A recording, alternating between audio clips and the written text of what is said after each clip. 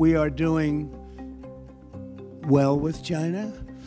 China's not easy. I think we're doing very well. They're over there now. I'm only getting good reports. Hello, it's Will Glasgow, the Australia's North Asia correspondent, coming to you from Chongqing, from the residence of General Joe Stilwell, the American who oversaw the joint Allied efforts against Japan and oversaw the entire Chinese theater. Now, this is a place where, as it says on the sign, we remember our shared struggle for peace.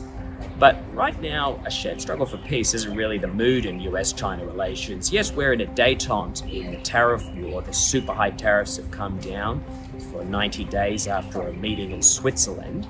But America's still got 30%, or actually around 40 to 50% tariffs on China, and China's got about 20% on American products. And so the levels are still fairly high, and there's certainly a lot of fear that they could go higher again. Now, in Chongqing, local officials insist to me that the economy is going to be fine, it's going to withstand that. And it is the case that there is a lot of cutting-edge industries here. This is one of the hubs of EV manufacturing in China, and I went out through Chang'an's smart EV factory, and there's some pretty impressive products coming off the highly automized factory floor there. So, you know, and they're being sold at very competitive pricings, increasingly selling all around the world, including into Australia. So they're really getting on with the world less America in that industry. And look, down here, there's a big drone show that's now on every Saturday. And look, there's even increasingly American tourists coming here. They had a big YouTube influencer. There's been a flurry of young Americans. I met a couple out on a food tour through the city, and you know, there are notably more young Americans and other international visitors in Chongqing than you see in most cities in China. All that said, this place has been hit by the trade war too. This is the world center of laptop production. About 1/3 of the world's laptops are made here, including by American giants like HP.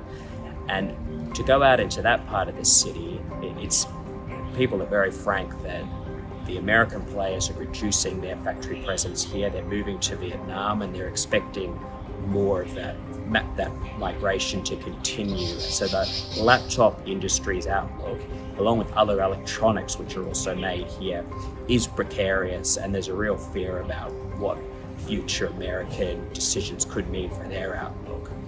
So certainly Chongqing is, despite the posture of the government, it's far untouched from the trade war already. We are going to be imposing a 25% increase. We're going to bring it from 25% to 50%, the tariffs on steel into the United States of America, which will even further secure the steel industry in the United States. Nobody's going to get around that. This place behind me, the museum here for General Stilwell, is a place that American officials come, and the Chinese propaganda system likes to promote the bilateral relationship. But as I said, right now, the focus is much more on struggle against America and preparing for worse that could come after this 90-day détente. Just to give you a sense of the mood in the country, there's a big blockbuster coming out later this year. It's not about shared cooperation between America and China against the Japanese in World War II. Once again, it's another big red blockbuster set in the Korean War, a war China casts as a heroic struggle against wicked imperialist Americans. Now that's set to come out on National Day, October 1. Once again, the Chinese government will be encouraging Chinese to go and see it and to learn lessons to fortify them for a long struggle against America. It's Will Glasgow, the Australia's North Asia correspondent, coming to you from Chongqing.